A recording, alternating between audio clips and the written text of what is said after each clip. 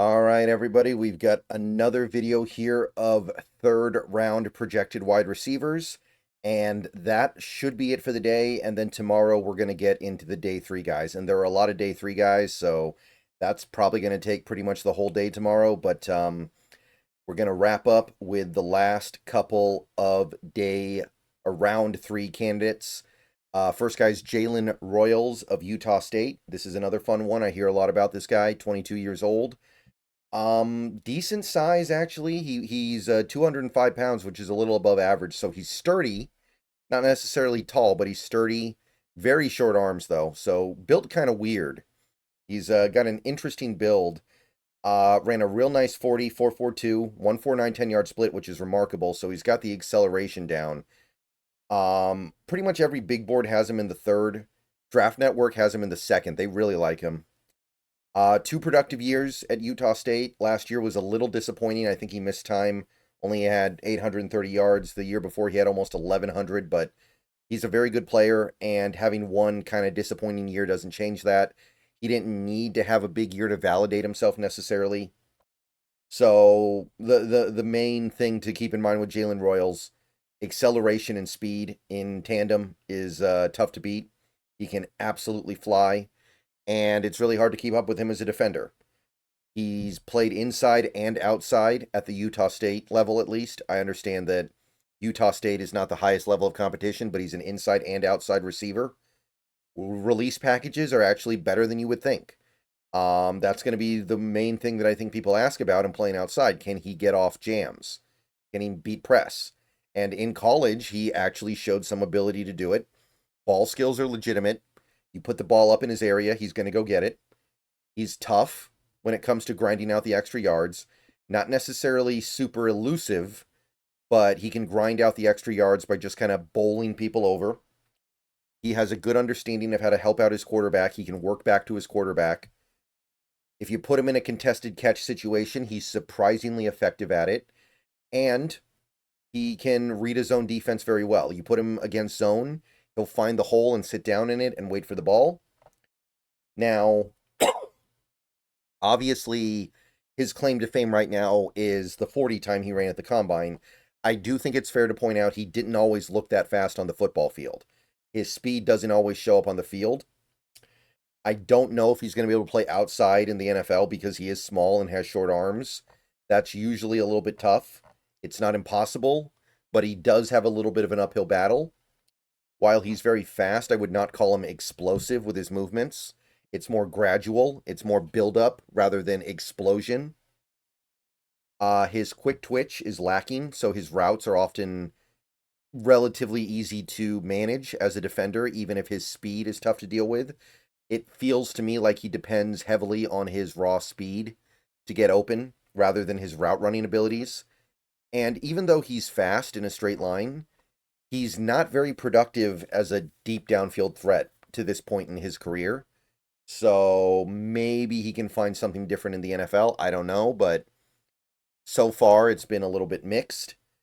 He's a gamer. He's definitely a gamer. I think there's a lot to like here. He definitely got good attention with the combine, but I do wonder how much of this stuff will fly at the NFL level. Do you really think you can play outside with 30-inch arms? It's a lot to ask. I would still go early third. That combine boosted him up for me, but I have to ask, is he going to be a slot-only guy? And if so, that hurts things a little bit. Now we have a guy, however, who's definitely slot only, probably pure slot, Xavier Restrepo of the Miami Hurricanes. One of Cam Ward's favorite targets, 23 years old. Definitely on the smaller side, although surprisingly, he weighs in at almost 210 pounds, which is certainly atypical of a short slot receiver with baby arms. So built interestingly. Did crank out some nice bench press reps, although again, it's a little bit of a meme because his arms are tiny. But big boards, we've got some third rounders, we got one second rounder actually, we've got some fourths, I think we have a fifth at ESPN. The database puts him in the mid third. That's about where I estimate things will land. Very productive the last 2 years. One of the most productive receivers in the country the last 2 years. He's hauled in 135 catches, hauled in 2,200 receiving yards, 17 touchdowns. So the guy has been putting up the big numbers. And he's done that with different quarterbacks, right? Because Cam Ward only transferred after 2023. So he succeeds the same way a lot of physically limited slot receivers succeed. Really good route runner, expert level route runner. The production is undeniable. He's not really fast, but he does find creative little tricks in his route running to get open anyway. He's a creative route runner. He's a creative runner in general, and he finds ways to get open regardless. He works very hard to help his quarterback. He has a good understanding of how to work back to the ball when the quarterback's in trouble. For a slot receiver, he's actually a pretty effective blocker. And he can play through contact. He, for a smaller guy, can work through contact. That weight does help him out a little bit, I guess. So he does have some ability to work through contact. So he's not just a pure soft slot receiver. But I don't think he'll ever be able to play outside at all. Slot only. He's not fast. He's got a very small catch radius, the tiny arms. You need an accurate quarterback. He's not going to be able to go get inaccurate passes very often. I don't think he has much room to grow. I think he's very close to being the player that he's going to be. I don't see him improving that much. I think he's where he is. And you're not going to see the growth that you typically see with a college player going to the NFL because physically he's just kind of capped. He's too small to win contested catches reliably, which is a problem because he doesn't have stellar separation skills. And his hands leave a little bit to be desired, I think, is fair to say. His hands, like, he gets targeted a lot. So his production, you might be able to forgive a few drops, but if he's going to be a possession slot receiver and he's going to take so much stuff off the table, drops are something that will really, really eat at you, I think. So he tries really hard. He does everything he can. He's just physically limited. I think that he will maximize his potential at the NFL level, but I think that his potential is just a possession slot receiver and not much else. So honestly, I'm kind of more like early day 3. I would wait till round 4. I just want a little bit more of a ceiling here with this player. If I'm going to spend a round 3 pick on a guy, I don't want to feel like he's already everything he's going to be as a possession slot receiver that has less than perfect hands. So I'm holding off a little bit here. Okay. Next guy and the last guy of this video, and I believe the last guy today, Savion Williams. I get a lot of comments about Williams here. A lot of people ask me what I think of him. He is very interesting. The TCU guy, 23 years old. He's very big. Got height. He's got weight, 222 pounds. I think he's the heaviest receiver in this class. If not, he's very close. 32.5-inch arms, long arms, big, big hands, monstrous hands. And he ran a 4.48 40. Usually players like this are going to be running like a 4.6 40. So a 4.48 40 for Savion Williams, that's got to get your attention. And he accelerated fast too. 76th percentile 10-yard split.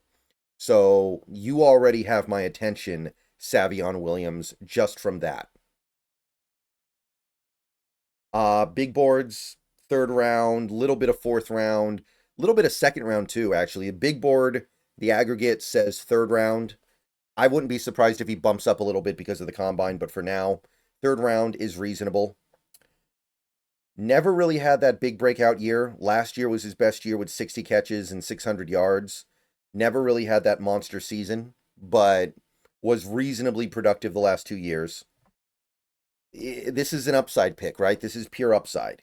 This guy could be great. This guy could be one of the best receivers in the league physically. His combination of size and speed is very rare.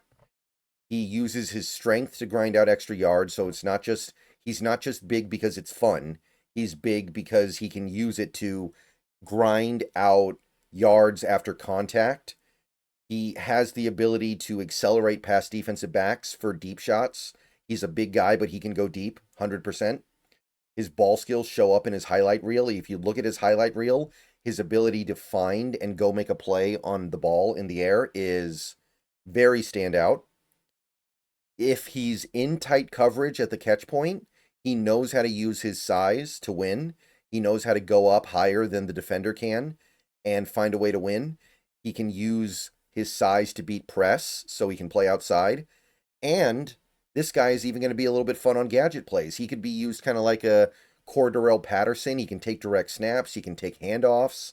There's going to be some fun stuff with Savion Williams based on his college tape. Now, right now, he's raw. He has not harnessed his full potential as a player yet. You have work to do here. His route running is ugly. He drops a lot of passes. I would say his hands are bad. He's got moments of greatness when it comes to locating the ball in the air, but there are also moments where he just kind of loses it. His awareness of what's going on the field around him, his spatial awareness is lacking, and he never had the big college year. A guy this talented should be producing a little bit more than this. So I think this guy could be a superstar in the NFL, but he's got work to do. I think the right offensive coordinator and the right offensive system is going to make him special.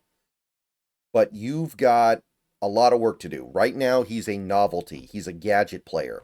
He's a guy you throw 50-50 balls to, and you direct snap him the ball and give him Cordarrelle Patterson handoffs, stuff like that.